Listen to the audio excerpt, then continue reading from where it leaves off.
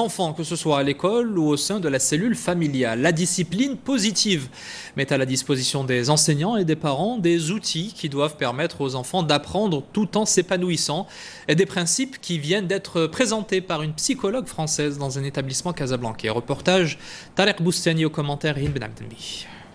Comment éduquer les générations montantes tout en respectant leurs spécificités? Une question que se posent tous les jours enseignants et parents. Dans cette école de la métropole casablancaise, on a fait le choix de la discipline positive. Les enseignants sont formés à cette approche qui mêle sévérité et bienveillance.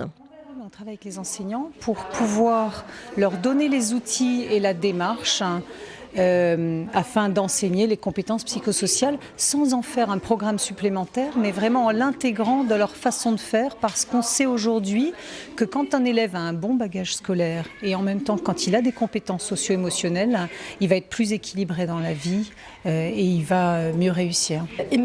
Dans une situation donnée, certains ont recours à une sévérité excessive, d'autres au contraire à trop de laxisme. La discipline positive permet de donner des outils aux enseignants, aux parents, mais également aux enfants qui permettent de les éduquer tout en les laissant s'épanouir, construire leur estime de soi et assumer leurs responsabilités.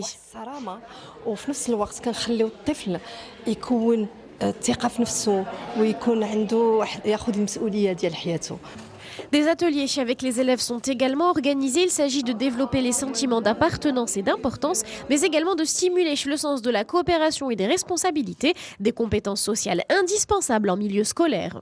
Comme élève voulant exceller, on stresse, on ne sait pas exactement comment il faut gérer le travail, Donc cet atelier nous apprend à savoir utiliser notre temps, à savoir l'utiliser mais efficacement.